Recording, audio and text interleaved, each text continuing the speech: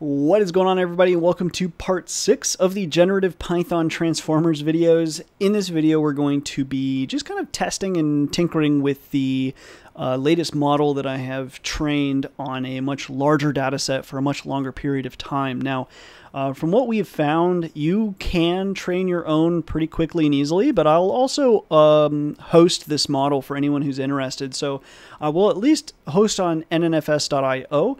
So I don't know if anybody's heard of the website, but also on that same website, it turns out you can get access to the NNFS, or Neural Networks from Scratch book, which is building neural networks from scratch in Python, essentially building your own framework. But the reason isn't necessarily so you can write your own framework, but it's instead to give you a much better understanding of the frameworks like TensorFlow or PyTorch that you might be using. So anyways, check that out if you're interested. Otherwise, like I said, I'll put the model in the description, a link just so you can download it. Essentially, it'll be this gpt1 directory, inside of which we've got the tokenizer from the 75. Wow, you can't see that. Great start to the video. Anyways, it'll be this gpt1 directory, inside of which you've got the tokenizer from the 75 gig data set that I had.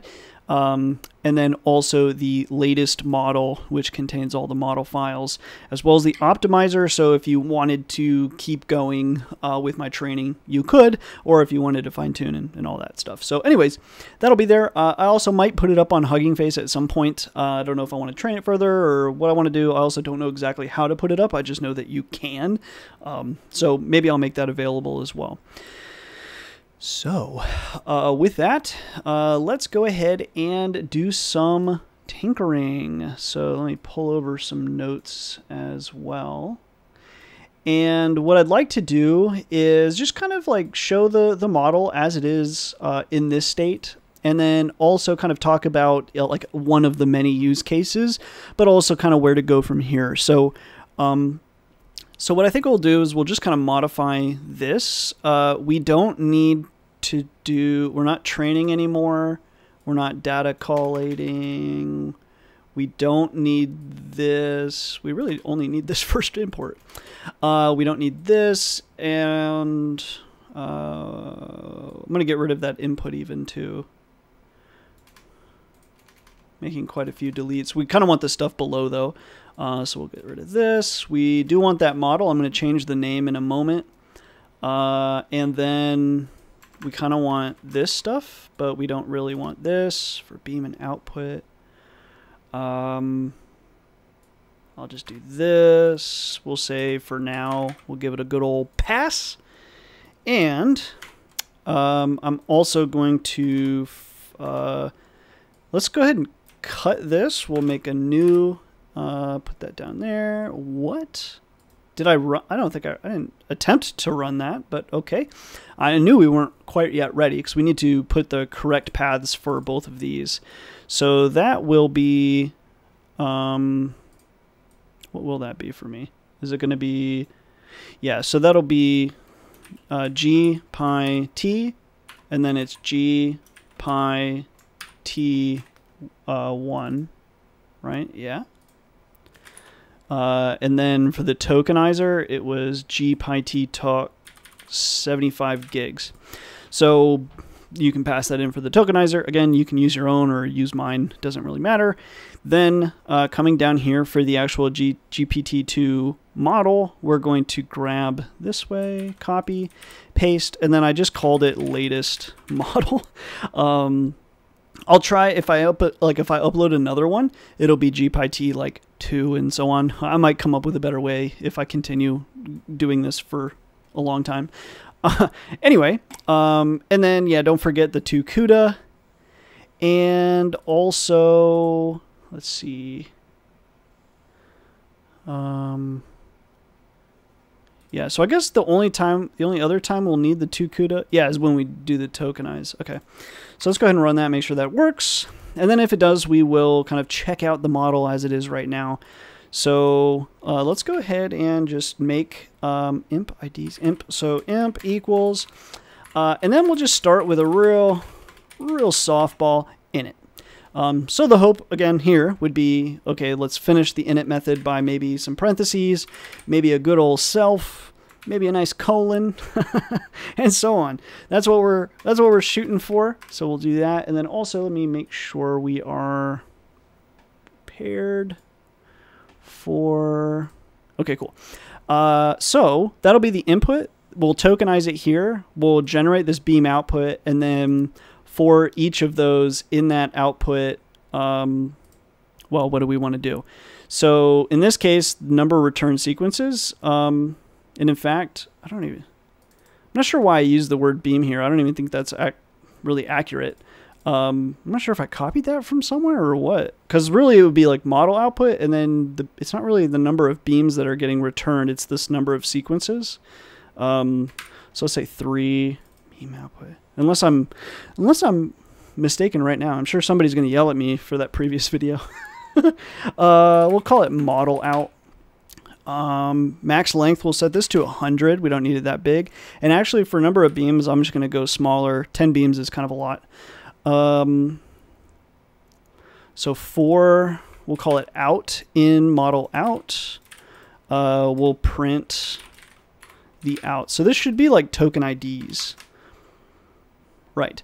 So again, in this case, the thing that we're going to iterate over is not beam in beam output. It's each of the sequences. Now, interestingly, this is like the more basic way to generate output, but I will also show you can get, if you wanted those like beam outputs and the scores and all this like really, really deep stuff, what you can do is modify this slightly. So we want return, is it like dict? Return underscore dict in generate. We set that to true. And then we also will do output scores true. Let me just make sure that's correct. Yep.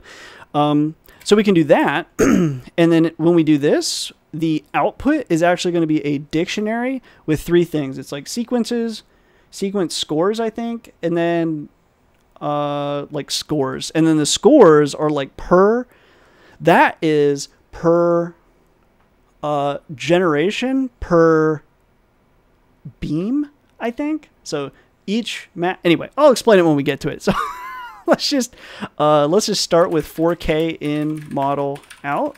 We'll just print we'll print K. And in fact, I might actually post this notebook. So kind of what I think I might do is let me just copy this. Let's edit, undo. Is that right? I just want to leave that old method just in case. We'll paste in the new method. We'll run that again. Also, if anybody's watching and you don't have a high-end GPU to like have trained a model on, at this point, you can totally follow along. You can run this on a CPU, at least on my CPU, for example. So on my GPU, this runs in about, depending on how many, it's really a question of how many number of beams and then how many sequences you choose to return at the end. But really, it's a function of how many beams are, how wide is that beam search going to go.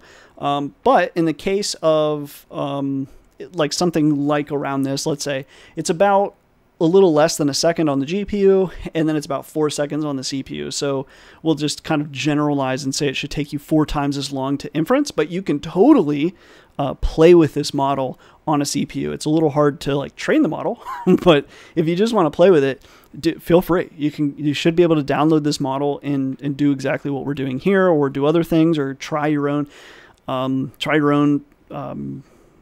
Besides what we're doing here, like with autocomplete, you could try your own projects, or if you do have a GPU, you could also do the typical thing that you do with GPT, where the P stands for pre-trained, is like fine-tune it to some other task. So anyway, continuing on.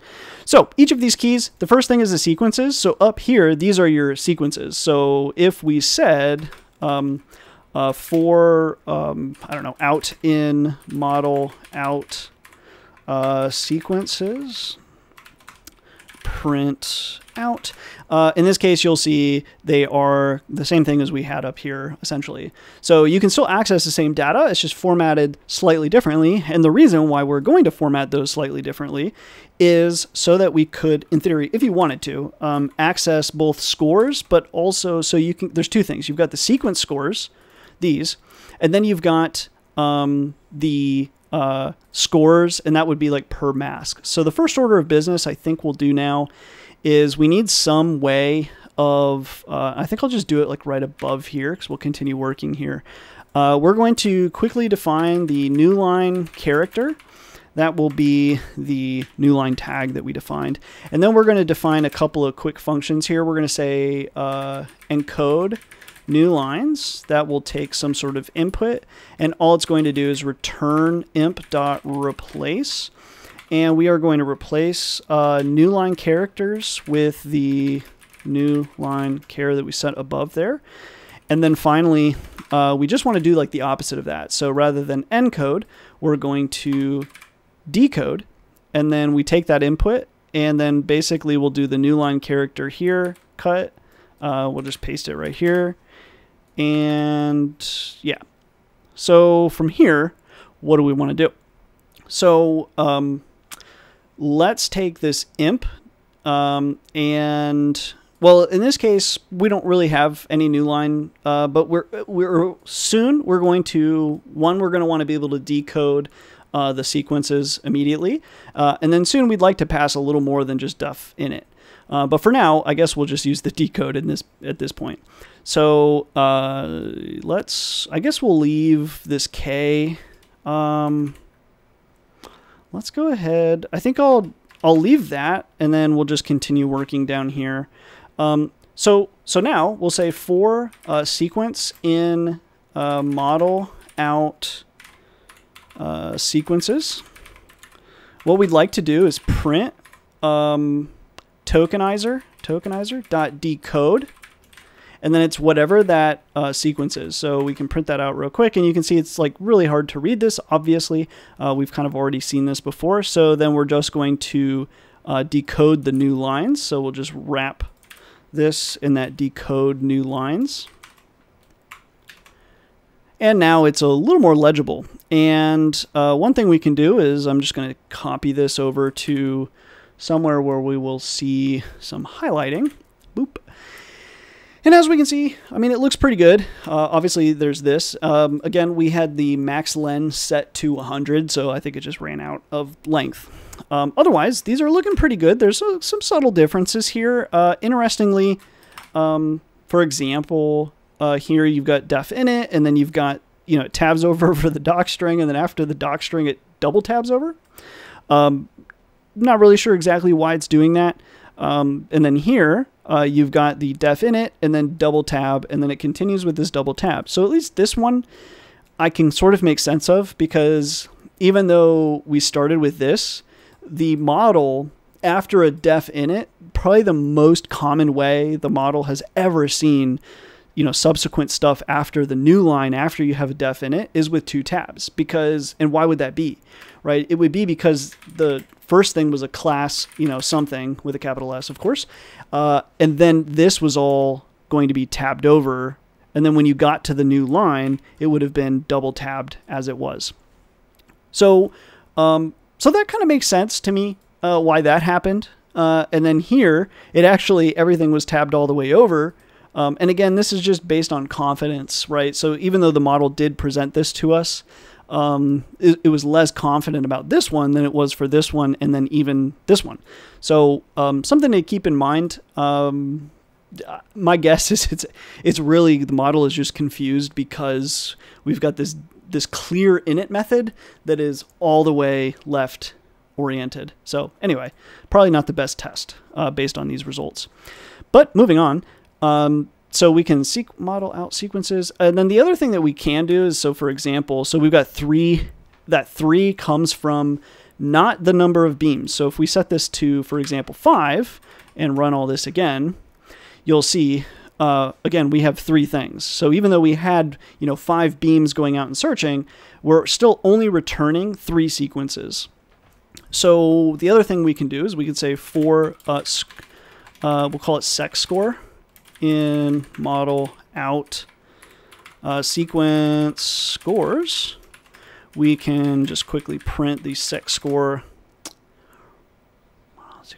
Sequence scores. What did I do wrong? Sequences scores. Okay. Sure. So there you can see the scores. Yeah, they are negative. You also probably, if you wanted to really use them, you could move them to CPU and so on. But anyway, that's how you can access the score for, that's like the score for the full sequence. But if you want to go even deeper, you can. For example, we can, let's check out model out scores. So let's print model out just scores. And in fact, let's print first the len of that. Okay. So in this case, you have 96. Okay. What is that? That is for each of the generated tokens at each step of the way. So it's a little less than 100, but if we change this to say 250, right? Because apparently def init is probably in total 4 tokens. So this should be 246. So let's go ahead and run that, run this, blah, blah, blah, blah. Come down here. And then, yeah, so you get 246. So this, what this is now, so what if we, for thing in model out, well, actually for token, I don't know what to call this, for mask token, I guess, mask token in model out scores. Now print len mask token. Let me see. And in fact, let's just do a quick break here.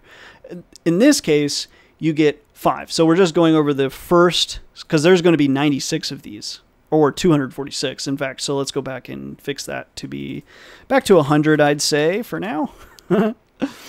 And so we have 5. So where's this 5? Well, the 5 in this case is corresponding to the number of beams, because you're doing that beam search. So you're going to allow for the top 5 beams. And again, why would you do this? The reason for this is you have a score for the entire sequence length, but sometimes the best total sequence won't necessarily always be based on going with the highest confidence of each mask. Sometimes you want to go with the second or third or fourth or fifth highest, and then the end result will be much better. So the number of beams, that's basically what you're doing is per mask, at least as I understand it, per mask, you're going with the nth top confidence. So the more that you're willing to fan out, sometimes the more diverse results you might get, and then some of those diverse results might actually be the best results. So anyway, coming back down here, we get 5 of them because of the beam. So for beam in mask each of these individual mask tokens, we can then again print len beam, and I believe in this case we'll see 52,000. Yes. So in this case, again, this is going to be a vector of all of our vocab, which is 52,000. It's going to have the scores for every single possible token in our data set. So anyway, that's kind of an interesting one. There's so much cool stuff that could come from this point. So just be aware of the existence that you can dig into this. But at least for now, the main thing that we're curious about is going to be this right here. So, so let's imagine that we are going to just simply do autocomplete. So in our case, let's just take, we'll take this, copy that. I'm going to do define autocomplete based on some sort of input. We're going to run this. Imp is here. Cool. And in fact, the first thing we'll do is imp equals imp dot, or imp, what was it? Encode new lines, imp. That way this is encoded before it goes to our tokenizer for the tokenizer's encoding. So again, this is just adding that, replacing the new line character with the new line token, we'll call it. So that comes in, does that. We get our model output, and I think probably what we want to do is, I think for now, I'm going to comment this out. Do that, this. What I'd like to ask is print, and in fact, I mean, it's not actually that long, so I think we could probably leave this in. Print imp.count new line character. So we need to actually run this. Imp we'll actually, we'll leave this up here, and then we'll come down here and we'll say imp, example input equals, let's just do, let's come up with like a really basic script. So we'll say, I think it's matplotlib inline. Is that acceptable? Matplotlib, the single thing. So first we're going to say import matplotlib.pyplot as plt. We're going to import numpy as np. And we're going to say x equals range 5. I think we can do this. Y equals np.random. np.random. What would be an acceptable np? Let's see. np.random. Is it normal? Yeah. np random normal, and then we'll say random dot. This is probably not the way that people would do this. Normal, and then we'll say size len of x. plt dot plot x y, and then plt dot show. I know that's off the screen. Here we go. On that. Okay, so this will be like our sample test script for autocomplete. So let's say, you know, so in this case, as you type import matplotlib, the hope would be it would autocomplete as .pyplot as plt. Or you would import, you know, you do this and then import numpy, and the hope would be that it would return as np. And then as we get down here, the hope would be it could start predicting some of these things, and then for sure, after x and y are defined, maybe a plt.plot. After a plt.plot, probably a plt.show, unless there's more things defined up above, but something like this. So okay, so what we would do, imagining this is our script, we might say our input, and in fact I think what I'll do is I'm going to cut this and I'm going to come down here and start working on it. We're going to say our input, example input, and then for now we'll just make it let's just do this, and we'll just see how it goes from there. So, how do I want to do this logic? I guess I'm trying to decide how I really want to do this, but I think what I would do is I would say autocomplete. So let's just do autocomplete example input, and then hopefully, yeah, so the count of the number of new lines here is 0. So we essentially want to divide up the output. So we get the model out, we're going to get that, and in this case we'll just say sequences equals model out, and then it's sequences. And then we just, I think for now, we'll just take the first one. So we'll say sequence. And then we need to decode that with our tokenizer. So where is, so it's just tokenizer.decode. And then we could decode the new lines first, or it really doesn't, it's kind of irrelevant when we do that step. So, so we'll come down here, paste, we will say decoded equals that, decode new lines, sequence, cool. Let's go ahead and print decoded.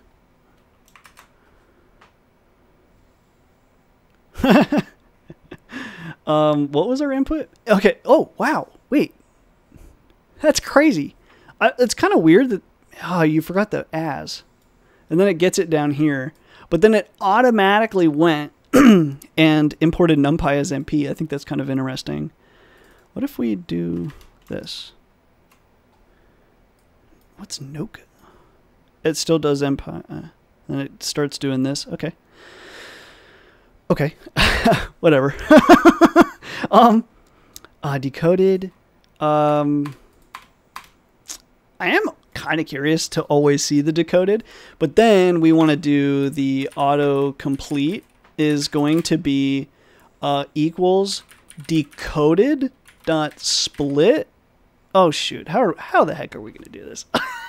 I wish there needs to be a way, and there might be, like, to split without removing the thing you're splitting by. I wonder, split without removing things split by Python. That might be like a parameter without removing the delimiter. What's this? Doesn't split D? No. Okay. So the idea that I had looks to be what you're going to have to do. Okay. Whatever. So yeah, that's weird. That should be a function. That should be like an extra parameter in split. Probably is. Someone's probably madly typing below. Anyway, autocomplete decoded.split. I kind of want to do this before the new line. That way we can use the new line character. It probably doesn't. I don't know. I don't think it matters. Anyway, split by new line. So autocomplete, split by new line. And then what we want to do is split by new line. Let's say, actually what I want to do is cut this. We'll say split equals that. That's fine. Autocomplete will equal nothing. And then what we'll do is for s in split, up to, oh shoot, new line count equals imp.count. So we'll take this new line, we'll come down here, new line count plus 1. What are we going to do? We're going to say autocomplete, autocomplete,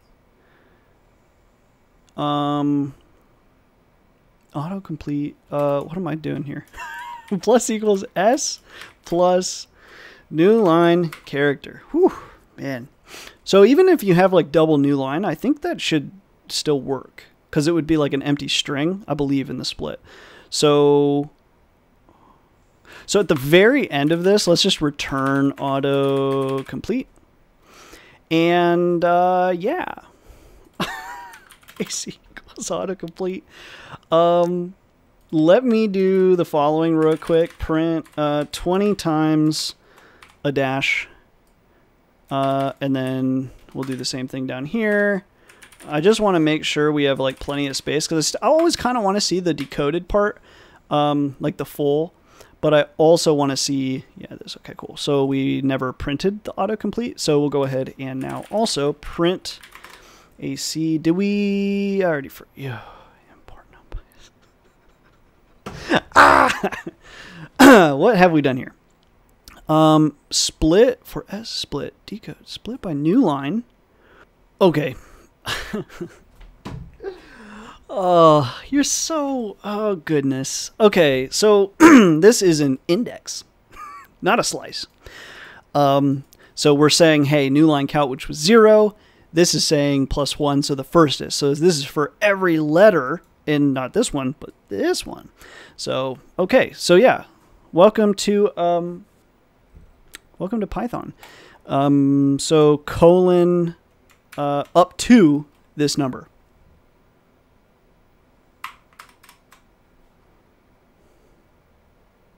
Cool. Okay, so now I will remove that, and we are finally to our point where import matplotlib, we say autocomplete equals whatever, you know, autocomplete this input, and this was just kind of our debug information. This is the true output, and it said as PLT. That's kind of interesting. I thought we were screwing. Oh, I thought it was screwing that one up for some reason, but okay, it appears it worked. I want to kind of clean up a little bit, so I'll remove the split part. And then just to make things super clear, auto completed. Cool. We'll continue cleaning up slightly. I think we need to do that. Okay. So this is like the full thing, but just the auto completed import matplotlib.pyplot as PLT. So that worked. Cool. So now we'll go import numpy. So we'll just copy this and we'll make that the new, and in fact, let's do this, paste, come back up here and copy that, come down. So we'll try this now. So this one actually has like a new line in it. Okay, so that one also worked, import numpy as NP. Cool. The rest of this, again, not really what we were after, but how would the script know? You know, so it's just, you know, trying to figure out what the heck we're supposed to do here. But the autocomplete to the new line, it worked. Cool. What would happen if we said num? Would it know by that point? No. But then the next thing it imports is numpy as NP. Lame. Lame. Num points? Really? Num points is going to be the suggestion rather than numpy. It might be like, that might be because of like how things are tokenized. Like clearly, bro. Yeah. So like if you just import the next suggestion, like after, so if you inputted just this, the next suggestion after that is to import numpy as NP, which probably is the most common next import. So that makes sense. So I'm going to go ahead and continue. So we'll just do another one. So let's go to the next line. Where is my, okay. Let's see what happens after we define X, because that's not very informative. My expectation is going to be that if we at least define Y, that will be the first time that it could be helped. But let's see what we get here. Oh my gosh. That's a little odd. That's not going to work out for you. PLT.show. Oh no, it does stuff here. X, Y, O. Outrange +1. I think we're going to get, that can't possibly work. That's curious. Why would that be? Yeah. Like that, I didn't think that was even logical. Like I didn't think you could do a +1, but otherwise it does work. It's so close to finishing the rest of our script, which is pretty cool. But no. Oh no, did we, what have I done? Oh, this was the autocomplete. Okay. So, range 5 +1. Come on, brother. Don't do that. What if we enforce a new line? What if we do that? Range 3? Come on, man. Oh, what was it going to continue doing? For J, for I in range 5? Yeah, I J. I kind of want to let this one keep going. At the initial outset, it doesn't. I don't think that's going to work out. Take me there. Oh no! What a? Did you change? Oh, here we go. What in the heck are we looking at? Let's copy and paste it. Let's see what happens if we take. I feel like copying and pasting on in a notebook is weird. Does that work? No. Range object does not support. Dang it! So it's not valid code. It looked good though. It was good enough to make me not certain if that was actually going to work. So anyway, I'm going to go back to the 100 characters just because I don't want to go too deep into things.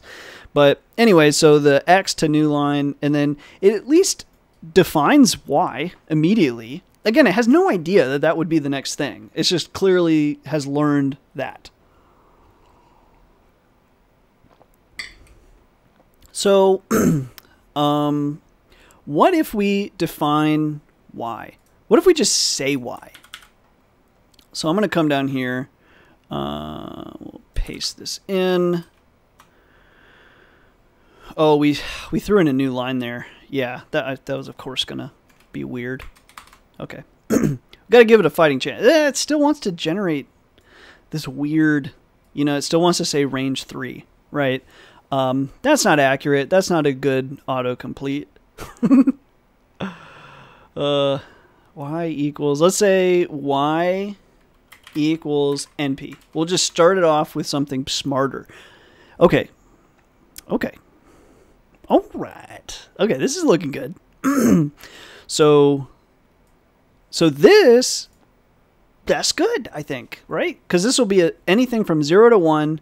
I think it's linearly, and then there's 5 points along the way. So this, I'm giving it the Centex stamp. I think this is actually going to run. So if we ran this, it did it. It did it. Oh, man, that's so exciting. So again, what's cool, obviously it does like this stuff. This actually would still run. The whole thing would indeed run, I believe, because this just comments out that, and then if name equals main. Yeah, so this is actually all valid. That's cool. That's exciting. I don't know. Man, that makes me excited. There's been a lot of kind of not so great, although I guess most of the first line autocompletes have been relatively acceptable. But this is really cool to see for me. So anyway, so this was the full script if we just like let it go. But again, I think it's going to be very difficult to know, like, okay, at what point does the generation start to get bad? I think that becomes very hard to determine. So I think at least just letting it go to the end of the line. So far, these have been relatively decent. This is not exactly what we wanted, but this is actually pretty impressive considering like the 5 here. It knows why they needed to be the same length, because that was some of the mistakes that we've seen actually so far. But anyway, okay, that's pretty cool. We can continue down on the script as soon as I find it. I don't know, random. I'm not sure how much deeper we actually need to go. And in fact, I kind of want to redo this. We'll come down here, pasta, come back up here. And obviously, you know, this stuff is, you know, this is just one example. There's so many other things that we could be like doing and checking. Random.rand. Random.rand. Is that? I can never, like, random.random. I don't know. Let's check it. Nope, that's legit. It's so fun. It's so fun to me. Okay, so how about one more thing? Let's go to tensorflow.org. And let me pull this over for you all. Let's see. Where is learn? Just take me to the basic tutorial. Learn more. See the tutorials. Beginner. Where's your MNIST? Just take me to the MNIST. Keras guide? Show me some code. Okay, cool. Yes. We kind of want this too. Yeah, so let's copy this. We're gonna... Let's see if our model can make more models. Wait, what just happened? Oh my gosh. I'm getting lost.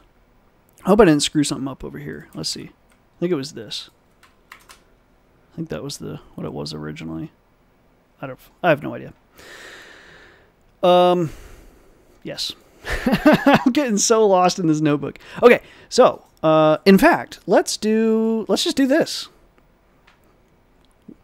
Where are you going to take us?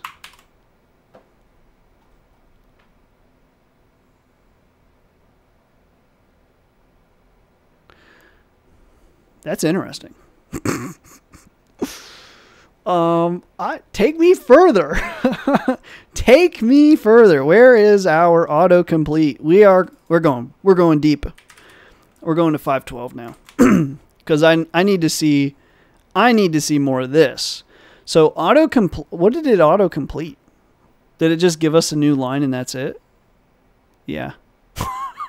Whatever. Okay, yeah.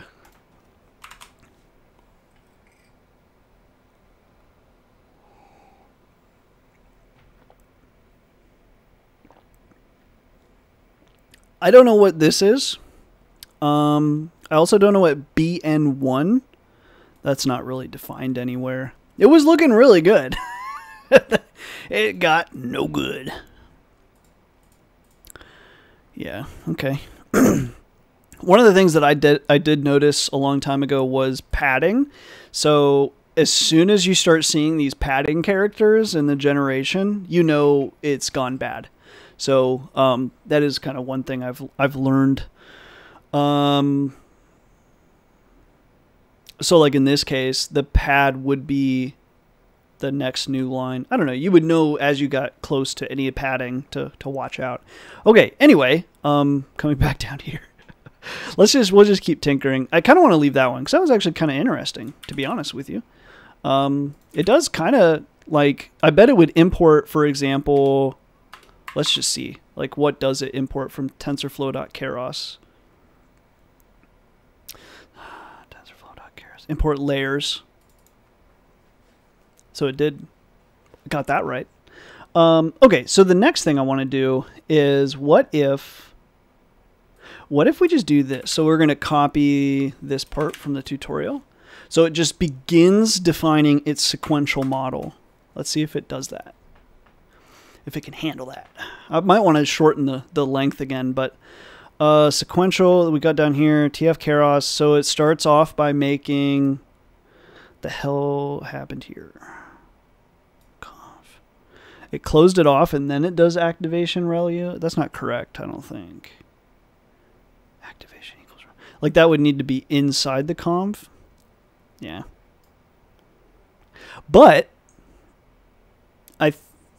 I'm not biased. It was false. I don't. Okay, whatever. I'm sure that's a valid thing. But anyway, this is pretty. I mean, that's a and define sequential model with 3 layers. That wasn't 3 layers, though, was it? Dense gives a summary.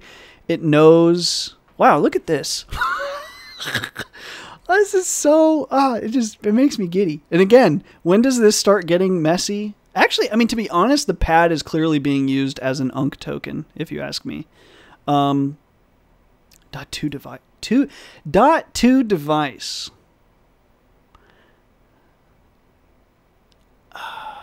Okay. Yeah. It's cool. This is cool. Okay, what if we I kind of want to leave this because I think that's cool. We'll come down here. We'll try a couple more. I feel like this tutorial's gotten super long. I'm just having a good time. I'm just having a good time seeing the results. This is cool.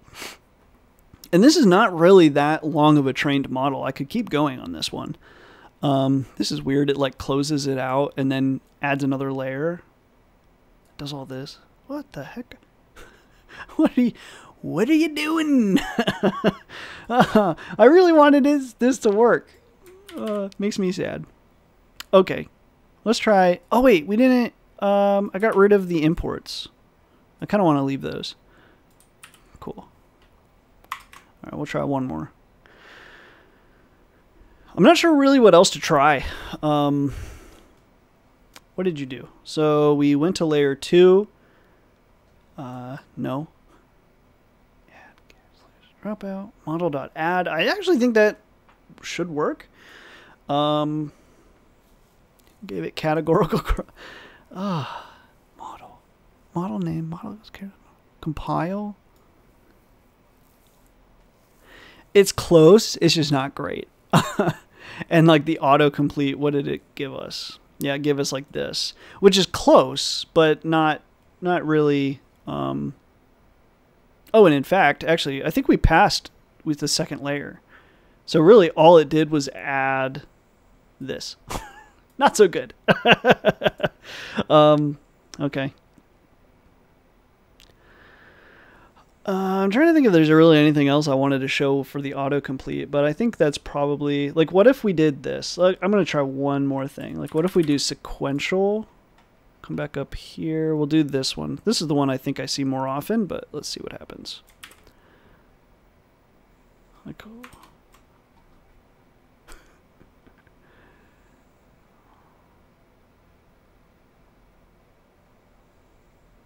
it just wants to immediately go to like this like create model function, which is kind of weird. This might be like overly represented in the data set or something. I'm not really sure.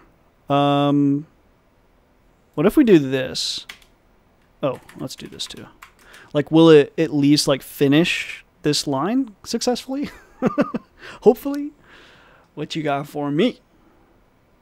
Is that correct? Strides to padding, same. Activation, ReLU. Okay, so it actually would at least complete this line nicely. 32,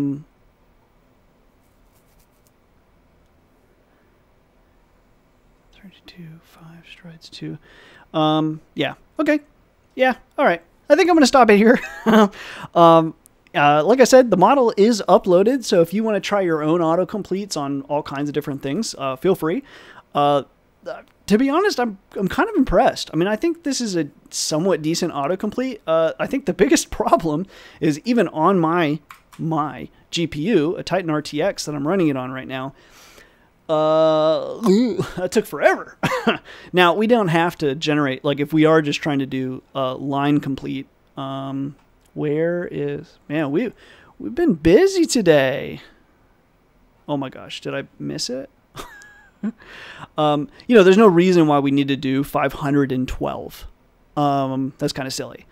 So, you know, maybe change that. I might tinker a little bit more with this and, you know, who knows, some other things too. Let's try 75. We'll just save that real quick. Come down here. Because I think it should be sub-second at least. What? Is it too long? Oh, okay. Ah! It's longer than 75. I'm getting sleepy. Okay, I'm going to be done now. So anyway, there are other things that we can do. I kind of want to tinker with the docstring idea and do like transfer learning. So maybe I'll do that. Not really sure. Like I said, the model's up there. So if you want to try that, you want to fine tune the model to your own ideas, feel free. Overall, I'm pretty impressed with this, to be honest. I trained it on the DGX A100 over there, or the DGX Station A100. I trained it for maybe like 4-ish days. I didn't even make it through one whole epoch yet. So it still definitely could be trained even longer, but I just got too antsy. I just really wanted to play with it. So these are pretty good results so far. I'm sure I could make it even better. I think the next thing I'm going to do is try to transfer learn from the actual trained GPT-2 model and transfer it to my data set. I kind of like to see how that works. So anyways, more tinkering to be done. Hope you guys enjoyed. This is definitely a long one. Questions, comments, concerns, whatever, feel free to leave those below. Otherwise, I will see you guys in another video.